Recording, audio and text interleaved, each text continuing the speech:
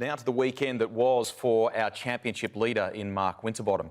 We've talked about some of the things that he's done off track and on that have been champion-esque in the way that he's gone about it. Yes, he lost a few points over the weekend, but this Scafie, pole position on Sunday, an electric start. He couldn't have done anything more at this point of the weekend, could he? Well, you've got to say, Greg, that was the perfect way to start the biggest points haul race. It was a great qualifying performance, out-qualified the field by 0.2 of a second, and got a fantastic start. Look at the gap that he had going down into turn one. And whilst the other guys were all battling, he was able to row his own boat. So he did what he had to do in terms of getting the very, very best from himself and the car and putting himself out of danger. However, as the race went on, Whincup drove fantastically. They applied the strategy which put Whincup back. He come through the field, he was the fastest car in the field, and this is the controversial circumstances. Big dive, last lap, down the inside and into MG, and he gave him a bump. Now, there's a couple of major things about this. We've got lots of vision of it. This is on board with Frosty, and down the inside goes Jamie Whincup. He was in the grass, and you know there's contact there. But the other part, we've got also an onboard shot with Jamie, where he comes out of this section. Now, this is the bit that he made huge ground. He's really only about a car length behind now. Now, Frosty should have turned straight across and covered him. He didn't. And as he covered late, that road was running out. Jamie was actually quite nice to get across into the dirt. So a couple of things. I think if you're going to review it, if Mark Winterbottom had his time again, he would have parked it further to the right and it would have blocked more severely on the way down the hill. Second thing is that as he knew he made a little mistake, he closed down on Jamie, and Jamie was actually quite nice to him in the end because he could have stayed on the black stuff and probably turned him around. So he ended up taking more evasive action, went across into the grass and made the contact more parallel. So he wasn't up to the B-pillar, but it was one that both guys contributed to, which is obviously why he didn't get penalised. And would you make the move if you're... I mean, this is the first time we've seen this judicial camera, I should point out too, this view of it. Would you make the same kind of move? Yeah. Last lap, third last corner. You know, it's split-second decision stuff, and I think, you know, Winterbottom probably thought he was, you know, had it covered and could have covered a little bit later, but I think he's looked up in the rear-view mirror and gone, ooh, he's gone already. I need to get across, which is probably that fraction too late because, you know, Jamie was already there. And I think Jamie's gone to the grass. You said he's been nice, but I think he's actually saved himself because, you know, as you said, he wasn't that far down at that point.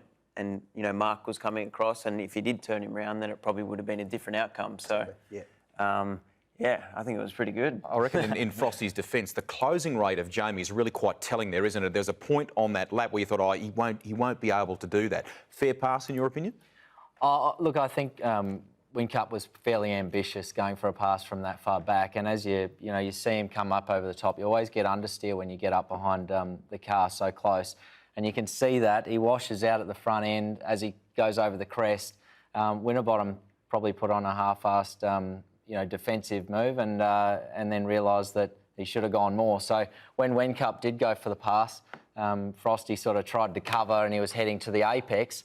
Whincup obviously thought, you know, I don't want to take him out here. I thought he was pretty kind not to drill him and take him out. But yeah, like Slady said, he sort of saved himself and Winterbottom at the same time. And you know, you have to have a go when you know, especially when you're going for podium and, you know, his teammates going for the championship. You know, we said before that no one's trying to help anyone else out for the championship, but maybe your teammate will do something for you every now and then. I guess the other thing too, you know, a rule for us is that you're not actually allowed to move once you start braking. Yeah. So, you know, Mark's line there wasn't a traditional line. You don't start turning it in from, you know, the crest at Lukey there. So I think exactly, he just probably was that, you know, fraction of a second too late to actually get across to the inside, and yeah, the rest is history. We've seen great rivalry between those guys over time, Jamie Whincup and Mark Winterbottom. Mark did say post-race that he felt it was a fair move, so he's handled it very well in the post-race interview. But we've got a couple of other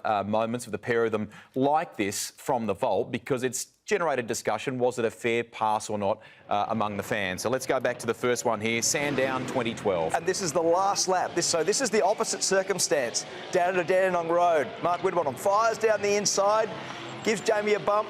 Jamie goes off the road. Here's the vision from the inside of the corner. probably wasn't quite there, but he was up far enough, and as it turned out, he didn't get penalised for that, so that was the circumstance. So nothing wrong with that. So that was a bold, aggressive, spontaneous pass, which is very similar in terms of how you reverse those.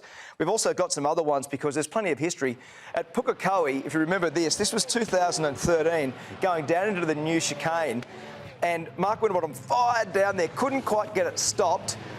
Fires in, bang, off the road they both go.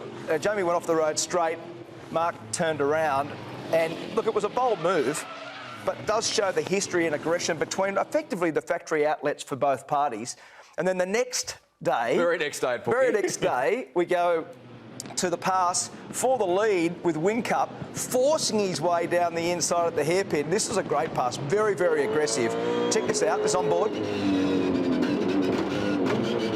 And a bit of bump and grind to get that one done. So this is from the outside. Here we go, down the inside, pushes him wide. Again, wasn't very gentlemanly, but it was a good, aggressive pass. So it shows the aggro, it shows what the stakes are, it shows, as Lee said, what the teammates will do for each other. But it also shows what this championship means, Rusty. I reckon over the weekend, the intensity and the immense pressure on everybody, it really come out. You know, that was a wild weekend of racing, and that move of Whincup's just almost illustrated how wild it was.